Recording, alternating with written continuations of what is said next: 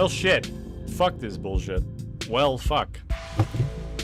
Stream ended. Don't know why. It just crashed. Don't know why. I'm gonna have to go back. That's great.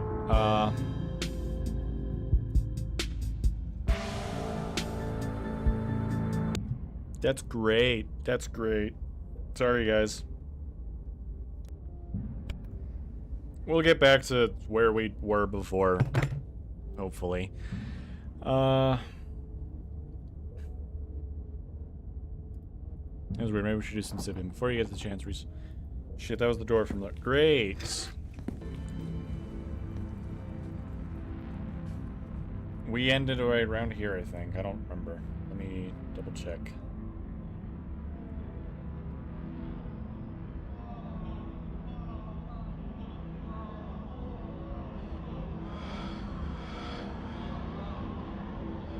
Oh no, that is exactly where I ended. Because the stream just decided to crash. I really don't know. YouTube's just being dumb, I guess. That just sucks, actually. That just genuinely sucks.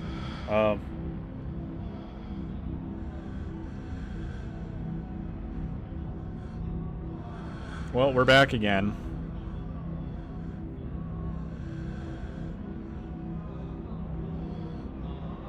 Let me just double check to make sure I am. We are. I guess I should retitle this episode 4 again. Because it's technically not episode 3 and 4 anymore, so that's wonderful.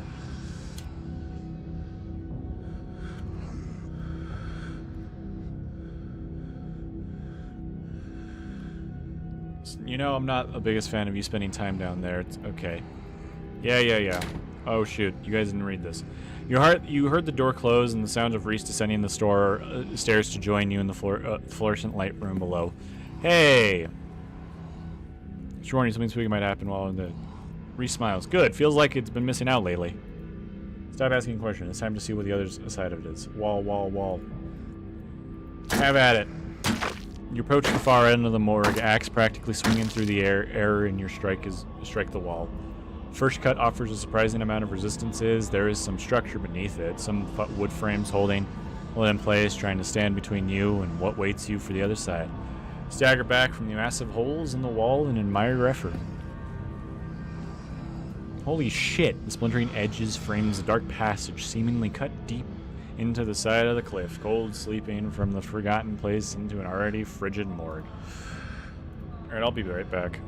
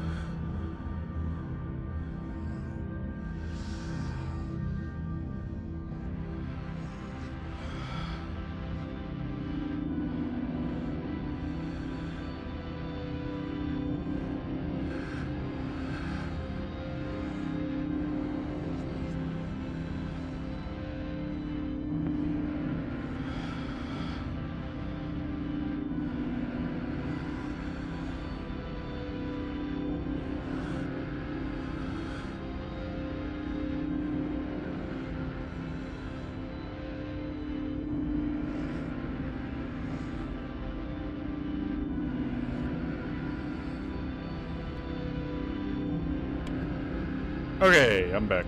Let's hope this doesn't crash again, because that would suck. Because the stream doing that was annoying.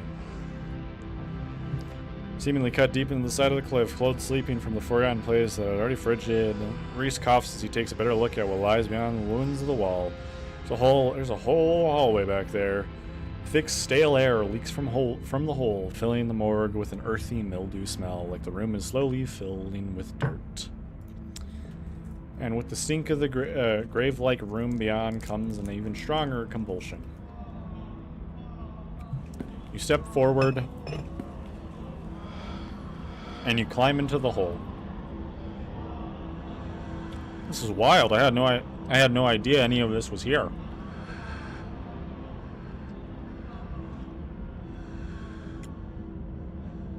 An entire hospital wing rotting away from decades behind some flimsy drywall.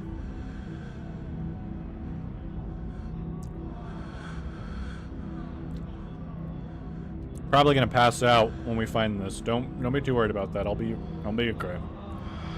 I'll be fine. Thanks for the heads up. You don't bother to retrieve the axe. The final wall conceals the carving in rotting water damage, having eaten away at the woods over the course of an unknowable years. The plank nearly reduced to sawdust. Tear into it.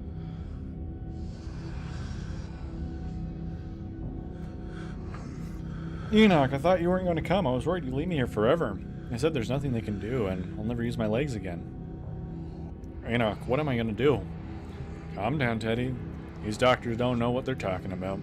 I've been doing my own research, and I found us an alternate. We won't have to worry about anything from here on out, I promise.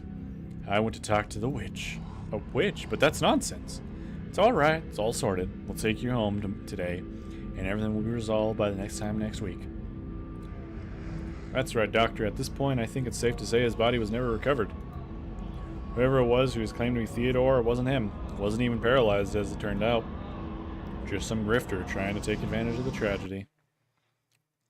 Everything goes black. Your vision swims back into focus as it takes a solid second or two to reorient yourself.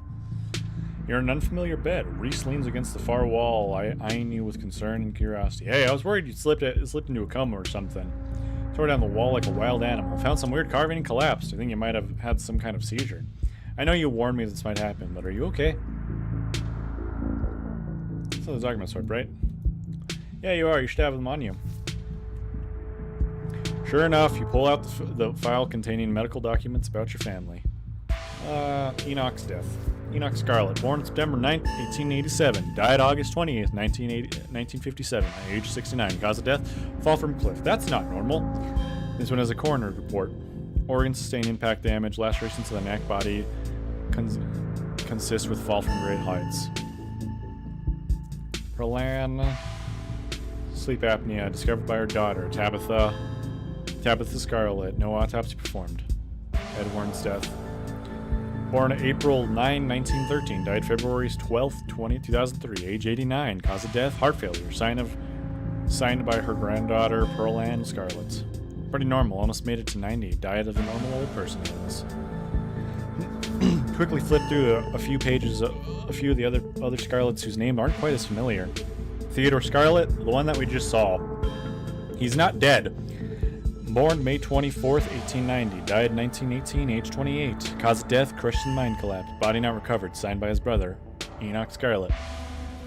Joseph Scarlet, born April 1914, died June 7th, 1944. Louis Scarlet, born August 20, died June 6th, 1944.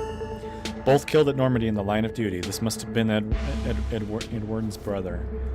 Certificate of fetal death. Infant boy, Andrew Charles Scarlet. Delivered April 3rd, 1945. Stillbirth. Mother, Edward Scarlet.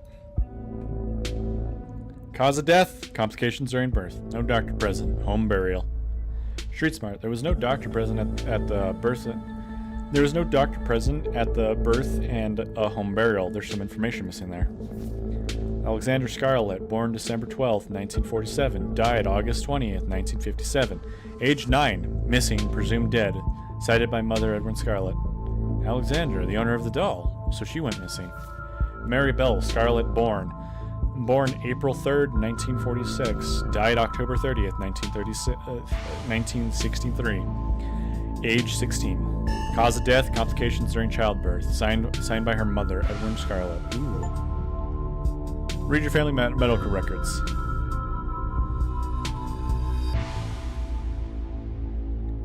I had a vision. Like hallucination?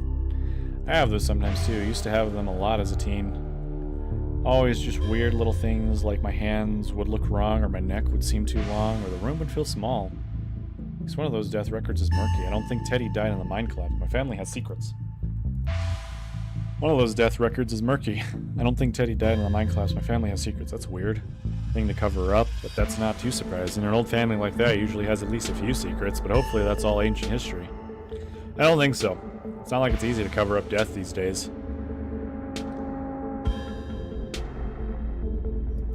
Should probably get going. Stella's still missing, and the stone here finally stopped yelling at me. Might be a little tricky. The doc is on the warpath up there. I refuse to take my meds, and she says no, and she's not happy about it. But after I looked this up, there's no way I was going to take anything she gave me. She's been poisoning me for years. I'm thinking about what you said at dinner last night, and I don't see any other possibility. It's only been a day since I've stopped docking my pills, and I feel great. I went ahead and blocked my door, and she can't get down here. Now we just have to wait her out.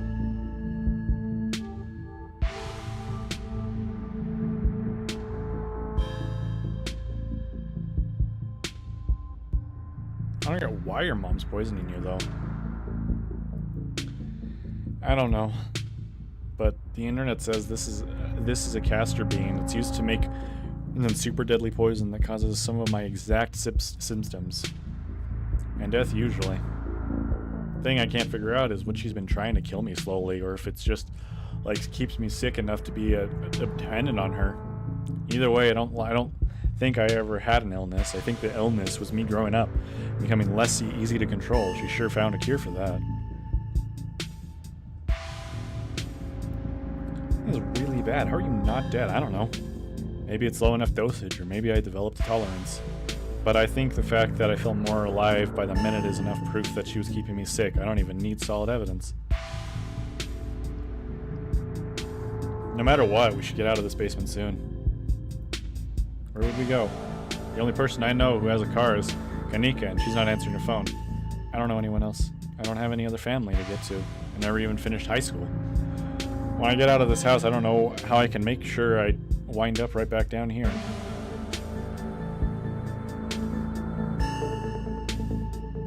God damn it! I'm sorry, not interested in Reese. I want to fucking save Stella. I shouldn't have told him anything. I guess it makes sense because fucking...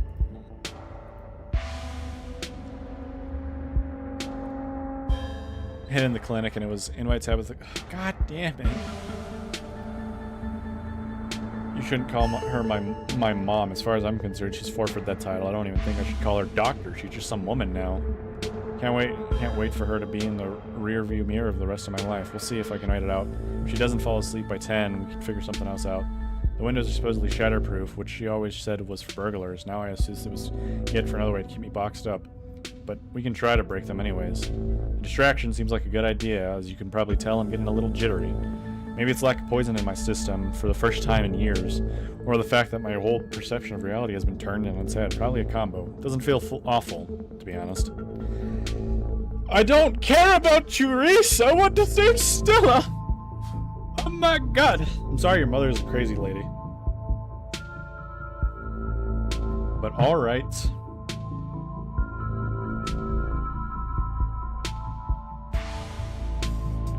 Do whatever it is you do to kill time, preferably something that'll help me ignore my mountain anxiety.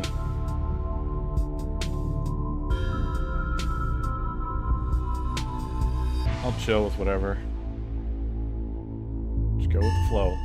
So we got somewhere tonight to kill. We can always watch a movie. I'm really into horror movies, as I'm sure you could tell, and it's been so long since I had somebody over to watch over me. You know, it's been waiting to share Shino Code Deathblood with someone for years. Stella's dead. Stella's dead. This is bad. Reese gets the movie set up and joins you on the bed. Let me know if you get too much for you. I'm not a great judge on how other people will react to this sort of thing. I watch, but I definitely don't want you to feel uncomfortable. This is a slow burn of a movie, but the dread it managed to build is palpable in the room, or maybe that's just how it feels down here. Here, all the time with what with the grisly painting, lack of lighting, cinder block walls, and of course, the fact that the woman currently lurking upstairs has been poisoning her son since his teens. I've seen a couple of this director's other film, and they're all interesting, though this is probably the best introduction to his work. The way it jumps cut to seemingly unrelated TV shows recordings that wind up trying to back into the narrative adds a level of realism and the depths to the world that I find really engrossing. I found footage it's found footage used to be used to its fullest. Can't believe I'm still able to just do that from here on out. Like watch movies with another person or talk to another person ever. Now, Reese has had his daily dose of poison. He's uncharacteristically chatty, clearly not used to talking to another person, let alone when he has the energy to carry on a long conversation. Something has changed inside of him.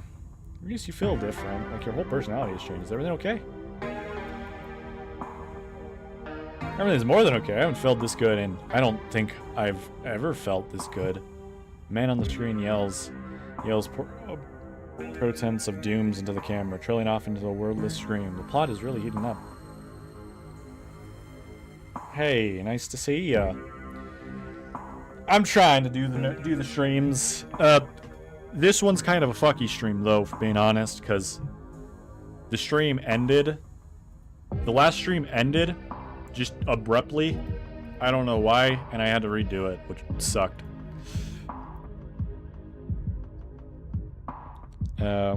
Little pockets of horror that affect a small number of people, and only once you start to see how they fit together can you realize some fundamental horrors about the universe. And then it sees you back. Incredible cosmic horrors in the true sense. Reese is becoming very animated. It's probably safe to assume that he's dealing with a lot of extra adrenaline right now, well, with his entire reality turning out to be a lie. But he also talking over the movie. It's more than just something that's changing Reese. It's everything. There's a knock at the window. Mike, don't get any closer to that thing. It's time to go home. I know that voice. Is that who's been following you around? Without another word, Wayne starts pounding on the supposed shatterproof window. Enemies upstairs, enemies outside. We're surrounded. Even if I get out of the house, I won't be safe. You won't be safe. You're being weird, man! I know, but I'm learning into it. My instincts are telling me what to do now, and I want to stop cowering in the basement and put a stop to the people who want to hurt me and the people who want to hurt you. Man, I don't like you. Well, I'm not weak anymore. I can protect both of us, but I'm not a fan of this. Oh, yeah. Okay, got it! As Reese tears at his clothes, paints bubble out from the canvas, his ghoulish figure peeling themselves out from their two-dimensional world, invading yours, crawling up the walls. Grab my hand, I'll pull you out. Yeah, I'm gonna get the hell out of here. I'm gonna get the hell out of here. The broken basement window is sealed off, and Wayne will run for the stairs. No nuts and leave. You run up the stairs. The door is blocked by a chair, and there's blocking something else too. Try to tear through them. Toss the chair all the way. The best you could tear the painting covered the door. It reforms. Oh my god! What the? No, God! Why did I help this dude? Why did I help him? It reforms and regenerates too quickly for you to claw your way through. Defeated, turn back to the basement. The remainder of Ridge's painting awaits there. It's okay, stay right there. I can take care of this. And she won't be able to hurt anyone anymore. I'll be right back. This man is not good at all. He's not.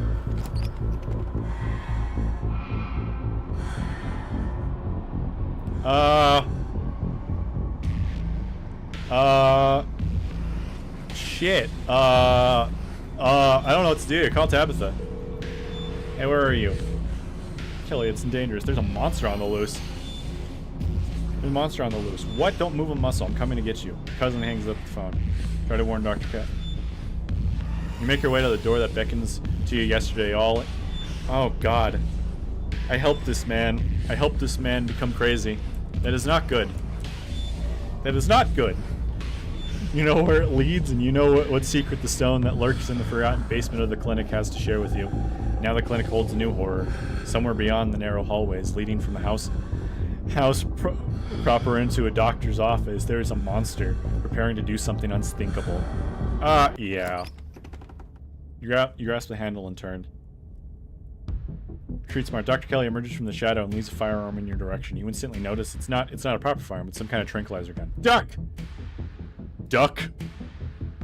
You do as she says, ducking out of the way. She shoots. The gun isn't very loud. There's only pop and the projectile leaves the barrier, whizzing through the air. Turn to see Dart embedded in Reese's chest. He pulled the tranquilizers out from between his ribs. Having heavy breaths as the drug courses through his system. You're gonna have to try harder than that, you bit. No, how did you...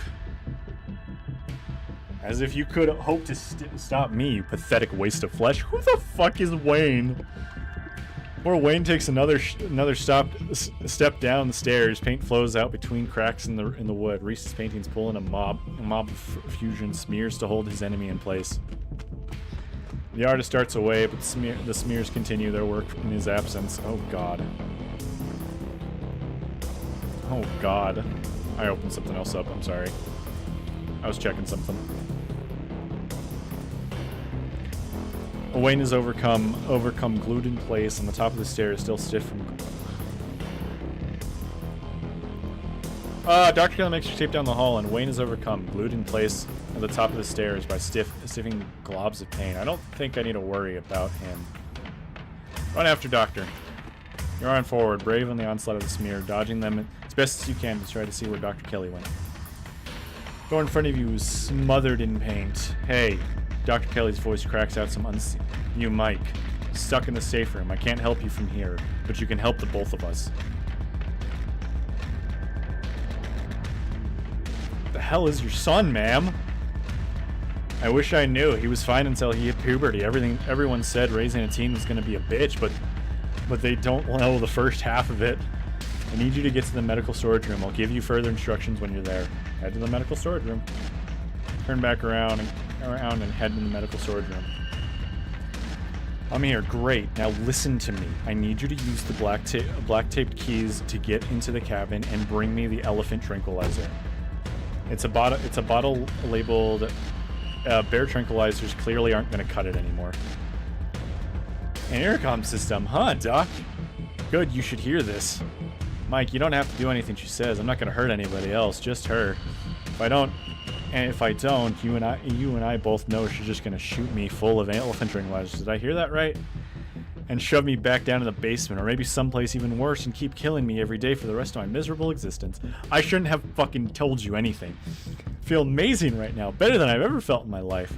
I'm not dangerous. She's just scared because she knows she has to finally pay for what she's taken from me. I feel like I should bet on this. I'm on Reese's side. Sorry, Dr. Kelly. Wayne, help me! I'm not gonna let you kill someone, Reese. Why not? She wasn't afraid I might die. Does she know those tranquilizers aren't gonna kill me? Does she care? Trust me, Reese. I've always been you to live. I love you. Tell yourself whatever lies you have to, Mom. If you want a good relationship, you had your chance and you decided to convince me I was dying instead of just letting me exist. Wow. Welcome. Hit the fan, and I don't like Reese anymore. Reese can die. He should die. I shouldn't have trusted him. Why did I trust him? Don't try to spin it like some kind of crime of passion now. That's the consequences are staring you in the face. Enough. Reese cries out in pain. Oh, what the hell did you do to my shoulder? I'll handle it. Try to get somewhere safe until then. What the fuck is going on? Who's Wayne? You stagger off down the hall. Quickly grab the tranquilizer and head to the safe room. Grab the tranquilizer. Good as you said, the tranquilizer easy to find, marked with a small square of black. Oh, why not? He looked like very trustworthy. He's not trustworthy in the slightest. What are you on about, man? She's certainly an organized woman. She ain't trustworthy worth shit. You make your way out of the medical storage room, back into the hallway where Dr. Kelly disappeared. As you approach, Dr. Kelly heaves open the door, slowly breaking apart the massive paint sealing it shut. Hurry, I don't think I can keep it open for long. You slip past her into the safe room. She shut the door quickly, though one of the little smears managed to slip past her. She stomped on it. Painted viscera splattered across the cement floor. Viscera? Oh, yeah, viscera. Sounds like Reese and your friends are still fighting. We probably have a few minutes before he gets it.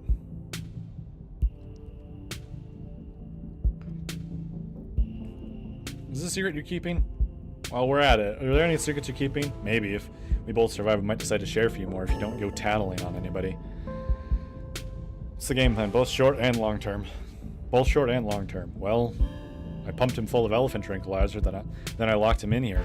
Then I somehow convinced him to see things from my perspective. Then we all live happily ever after. Has that worked before? Has that worked before? He's never knew the exact nature of his condition before. Maybe it was a mistake to hide it from him. But I thought it meant he could feel like he had more. Well, go watch the rest of the stream. Go follow the other streams. All right, go watch the streams. Go watch the streams. You'll understand if you watch them. But I thought it meant he could feel like he had more freedom, not knowing that if he just stopped taking his pill, he could become big and pointy enough to kill me. I'm going to have to revoke some of these freedoms now. He's not even going to like that, but I think he'll understand, even if it takes time. I don't think he wants to hurt people. He just can't help what he is. What is he? What is this room? Old x-ray room, lead walls. After I realized this whole situation was possible, I had the door reinforced with special remote control locks. Glad it could finally come in handy. Talk about Reese. Yeah, I bet you have some questions. Go ahead. I don't have nothing left to hide. Where did you find out? When did you find out? A little after he hit puberty. He had all the usual changes, then a few extra. Thickened nails, sharp teeth, elfish ears. I figured he might have some kind of genetic disorder. Had him checked out at a few specialists, but there was nothing obviously wrong with him. Then we had an argument, and he changed right in front of me. It was nothing like what he is now. Just a couple inches and some face abnormalities, enough to be noticeable. I was scared. He could see that, and he stopped.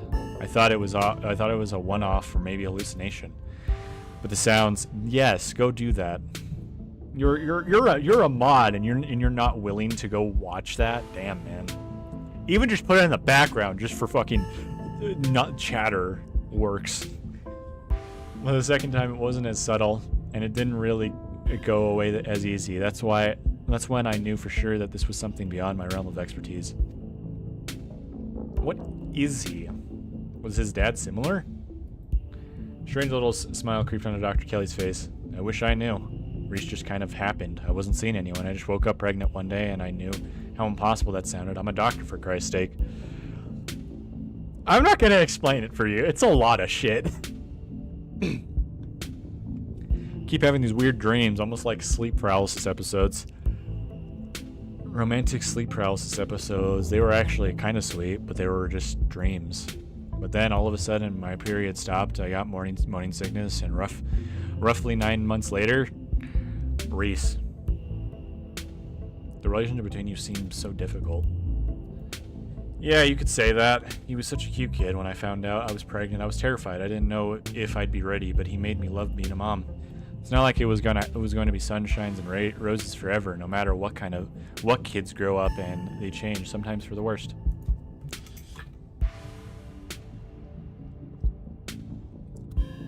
Goddamn. This part of being a mom too, doing what you can to make sure the child you brought into the world isn't going to go around eating people. How did you know he was dangerous? Well, how did he not know what he was? Well, yeah. How did he not know what he was doing? Yeah, you gotta support me, man. You gotta just at least put the streams in the background, just so it's there.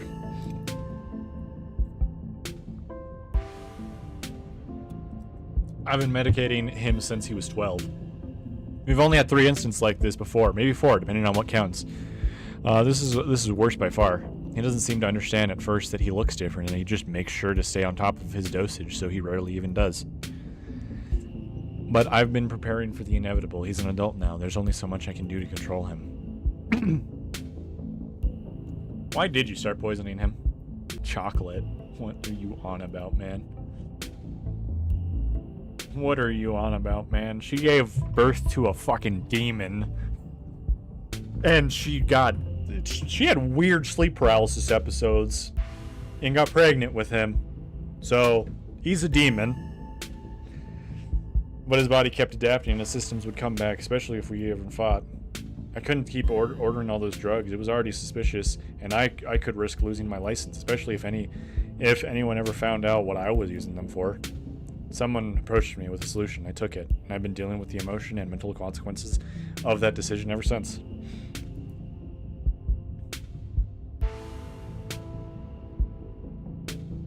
Who approached you, and what did they say? I don't want to talk about that woman, but screw it. I might die tonight, so sure, I'll tell you. It was... And that's all I have to say about it. Fuck you! Screw you! Don't do that! You and Dr. Kelly sit in silence. Wait for her son to make her way to you.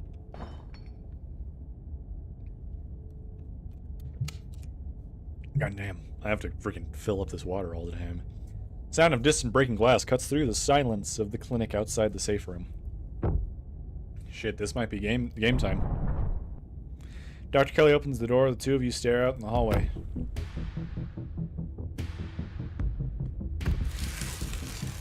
What the fuck? That dude's...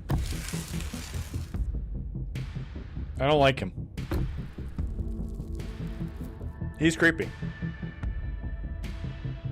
Is this what you were so afraid of? Hand over the tranquilizers. This is our shot. Give her the tranquilizer darts.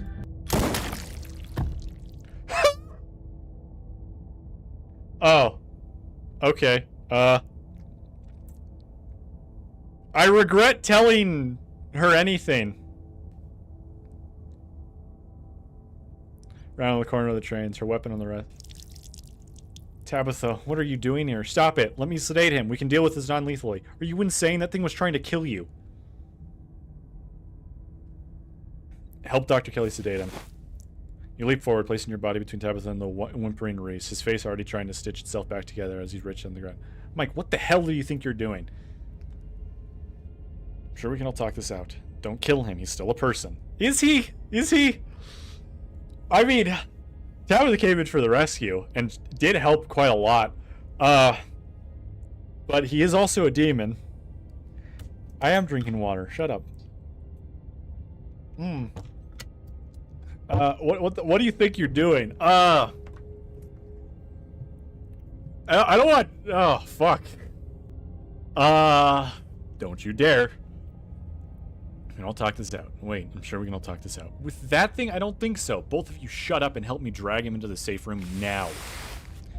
Turn to see Dr. Kelly already pulling him. Eldritch horrors beyond my wildest imaginations. Sure. And my cousin took a fucking shotgun shot to that Eldritch horror's head. Turn to see Dr. Kelly already pulling her son towards the open doorway. Tabitha swings the gun over her back, huffily jumping in to help Dr. Kelly. It's not long before he regenerates body is sealed away behind the door. Not exactly how I thought that would play out, but at least none of us are dead. If you've done any permanent damage to him, you're gonna be on the payment for the medical supplies, Miss Scarlet. You aren't seriously gonna keep that thing alive, are you? It's clearly dangerous. What makes you think you can keep it locked up? It is my son, Miss Scarlet, and despite appearances, he's still human. I prefer you refer to him as such. And I've managed to keep him safely locked away and harmless for years. Sure, it'll be a little more difficult now that he knows about his condition, but that room is lined with lead. He's not going anywhere. He's fine. He's human? Are you sure about that? Are we talking about the same guy? Trust me, I've done genetic testing. He is human, somehow. It's my job as mother to protect him and to protect people from him. It's not a burden I take lightly. You don't have to worry about him getting out anytime soon. He's a monster, but every monster deserves a chance at life, Tabitha. What happens then? What about when you die, Doc? What happens then? Good question. If you're gonna insist on keeping that thing locked up in your house, you're gonna need a contingency plan for when he outlives you. Who? Who the fuck are you referring to? Matt, who? If it's the Eldritch Horror, you're crazy. And it's even more crazy that he's a fucking romance option in this game. If you're going to insist on keeping that thing locked up in your house, you're going to need a contingency plan for when he outlives you. I will figure it out. I figured it out before, I'll figure it out again. If I recall from 2 minutes ago, you were being chomped in half and I hadn't stepped in. Are you just gonna hope somebody steps in next time too? One of these days, your luck is gonna run out. Get out of my house. I don't need some kid to stand here lecturing me how to handle my own son all night. I have a lot of cleaning up to do. You and your cousin leave the clinic. Dr. Kelly slams the shotgun blasted door behind you. Two of you make your way to the bottom of the hill where Tabitha's car is parked amongst the sleeping house of Scarlet Hollows residence street. She places her gun in the truck and turns to face you. You're alone right now. Is Stella still missing? Tried calling her a couple times, but I kept getting her stupid voicemail. Yeah. Two of you are interrupted by the jingling of dog. Gretchen appears at the edge of the road, running fast as at her wretched pug legs can carry her. Gretchen seems distressed. She's whining and she stares at you from the ground, eyes desperate, anxious, jumping back and forth, darting away when you try to lean at her. Gretchen, but where's Stella? Let's follow her. You and Tabitha follow Gretchen into the woods. Oh God, please don't. Gretchen nervously runs ahead of you and Tabitha, looking back to make sure you're still there as she leads into the dark woods. Before long, the trees thin and you find yourself on the steep hill by a two-lane road lined on one side by sheer rocks. There, sitting on a log, staring mournfully out of the asphalt, is Stella. You watch her from the underbrush. She's alive, thank God. She sounds more exasperated than relieved. Street smarts, though you know by now that it's just her trying to cover up genuine emotion. She's deeply relieved and terrified to show Shed's vulnerability. I'm gonna go talk to her. I'm not gonna save it. Your feet as you walk along the edge of the road. Tabitha hang back, crouching in the bush, trying to stay unseen. Stella, do you hate me? Because I didn't try looking for you in the first part. Mike, I ghost really did a number on you. I'm so sorry. I look that bad? I thought I kind of looked distinguished. I look distinguished. You look extremely distinguished. I'm sorry you had to get hurt. I really miss you today. I missed you too. I'm sorry I was gone. I just had to come here. This is where the accident happened. My parents died on this bend in the road. They were taking me to college. I was lying in the back seat. It had just rained and the sun was finally coming out. Stella backstory! And it's animated! Animated!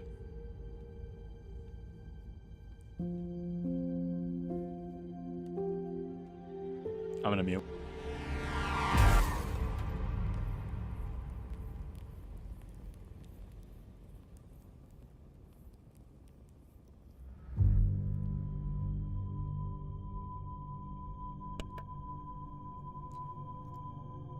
Well, that's a brutal way to go.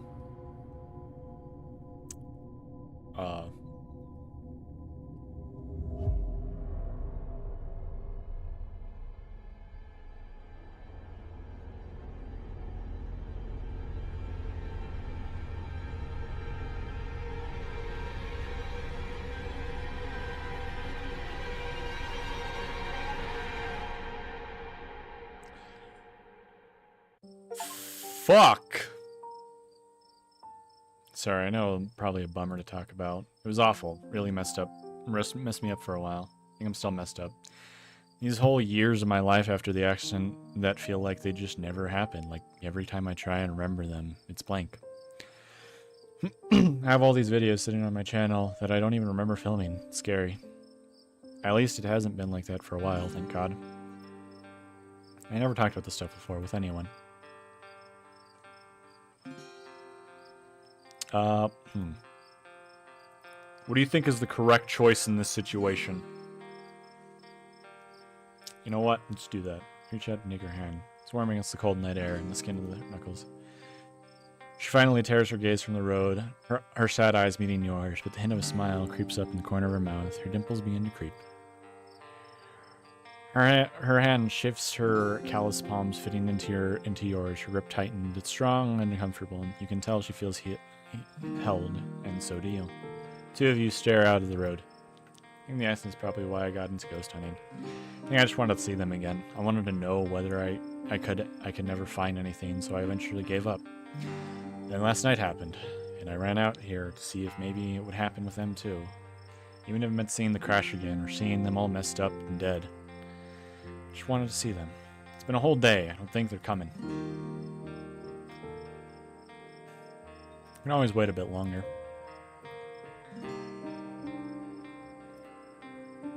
Carefully place your other hand around her shoulder and pull her close to you. Feel her chestnut hair against your cheek. She smells a little sweaty and a little sweet. That faded scent of her shampoo mingles with the natural perfume of her skin. It's nice. You take a deep breath. Stroke her arm with your thumb, letting her lean into you. She rests her head against your shoulder, closing her eyes serenely.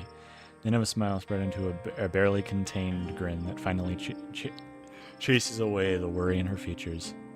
You can always wait a bit longer.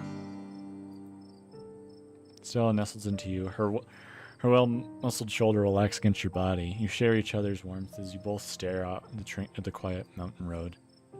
Gretchen paints lazily in Stella's lap. Nothing happens. Nothing continues to happen for a long minute. I think I'm ready to throw in the towel.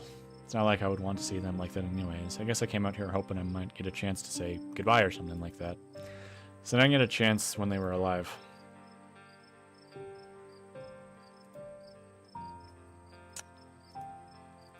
Yeah,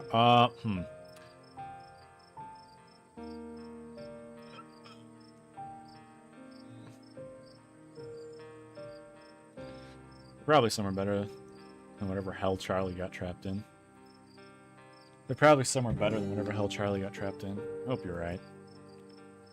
I thought a lot about what might come after, whether there's something else or if there's somewhere else or if they just stop existing. I guess we've seen at least some evidence of the afterlife. I hope that means that there's a good version too, where they're still on the long car ride listening to Dad's tape with a place in the back seat for me when I eventually catch up to them. And then it won't matter that I never got to say goodbye.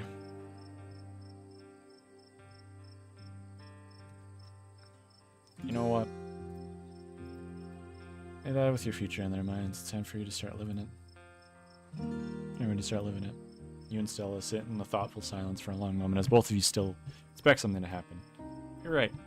There's a new conviction in her voice. What the hell am I doing sitting out here waiting to see some awful memories of them? They wouldn't want me to do that. I don't think I realized how much I let this weigh me down. They were excited to bring up someplace. They were excited to bring me someplace new. But I've spent the last however many years standing in a place like I was waiting for them to come back home. They would be crushed if they knew that's how I was going to spend the rest of my life, so I'm not going to let that happen. You both stare out in the quiet mountain road. Thank you, Mike. I feel lighter. She straightens up, stretching her neck. Gretchen hops down from her lap. Tags jingle in the quiet night air.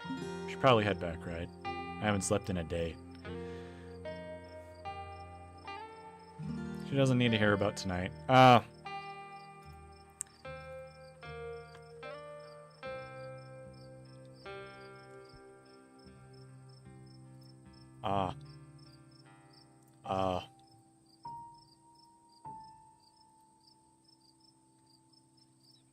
You keep the events of it transparent at the clinic to yourself, at least for now. I don't suppose I could ask you to walk me home. I'd love nothing more. You offer her your arm. She smiles, slipping hers into the crook of your elbow. She pulls you close until the sky of your forearm brushes against her side. And this is me. Do you want to come in?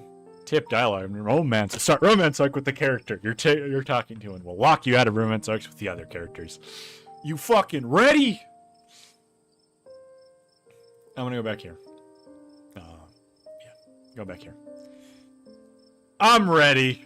Oh, all of them are romance. Yes, please. I feel the same. Wink. You wink.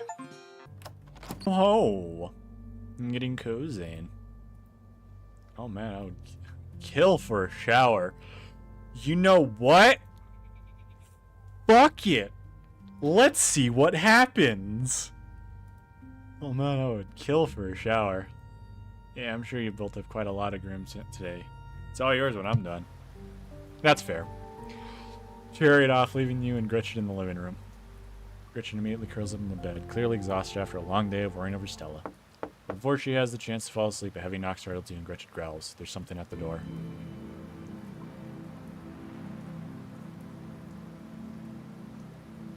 Oh, damn it. You just have to ruin the fucking romance for me. Fuck you. Who is it? You know who it is. Open the door, please, Mike. Nope. Alright, playing games, I see. Fine, you can have your fun tonight, but you should consider returning to the estate tomorrow.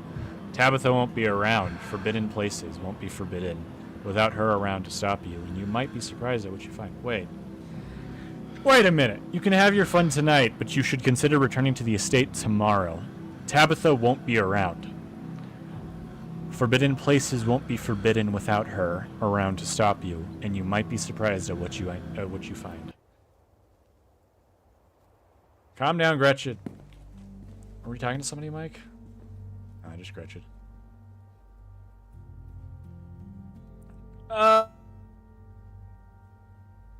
Should I really tell her about it? Wayne stopped by. He's still following you? Are you sure we're safe? I think he's on our side. You think so? I guess that's good. Still don't love the thought of him stopping by unannounced at odd hours of the night, though. But you'll let me know if he tries anything, right, Gretchen? Gretchen snarls, yeah, play fierce. That's right, Gretchen. You're the most vicious little pug there is. You know, thought of you a creepy stalker, whether he's on our side or not, makes me feel a lot better having you around tonight. It'll be nice to have somebody next to me if I get scared in the middle of the night. Speaking of, I'm exhausted. Let's turn in. All right, but you want to take a shower. Sorry, head's a little fuzzy to stay up for the past day. It's fresh towel in the bathroom. I've got some extra bathrobes I can put your clothes through the wash, and they'll be extra clean and fresh tomorrow. Let's hope nothing happens. Feels like the longest and shortest shower you've ever taken. Too tired to think, too tired to process the flow of time. Stella sits outside the bathroom door and make quite normal small talk with you. Drift off and step into one of her extra robes. So, are you coming? Hello, Stella. Follow her. You walk by Stella and into her bedroom. She gently closes the door behind you. Sorry, I didn't clean up beforehand. You can't think of it of getting the authentic Stella experience. Well, I romance Stella. Let's see what happens. She slips past you and lies in the bed, dressed in an oversized t-shirt. You're quick to follow. She's warm and still slightly damp from the shower, her skin fresh and flowery. She turns to look at you, smiling, dimples caressing on the edge of her mouth. You could kiss me if you wanted to. Fuck it! Shift a close door and close your eyes. The magnetic pull of anticipation rolls down your spine and across your skin. For a moment, it seems to be last forever. You take in every detail of the world around you. The forested scent of her eucalyptus shampoo and breath. Breathing it, the slightest hint of campfire, the comforting heat of soft but callous hands against your cheek, the thunder of your heart beating ever more quickly in unison, the tension rise, in tone seemingly without peak. And then it breaks, and her lips touches yours, the fresh and minty and soft cool against yours, and guided by a gentleness of someone looking to hold on for the memory of tonight for a long, long time. Then she pulls you closer, tighter, and the two of you lose your... Eventually, the two of you back away, open your eyes, gaze at each other from opposite eyes of the pillow. Drift off together, limbs intertwined, exhausted and safe and comforted. Tomorrow may bring some new horror, or it might not, but whatever happens, you'll face it together. This is the end of episode 4. So! Where is it? It's... Wait a minute, oh.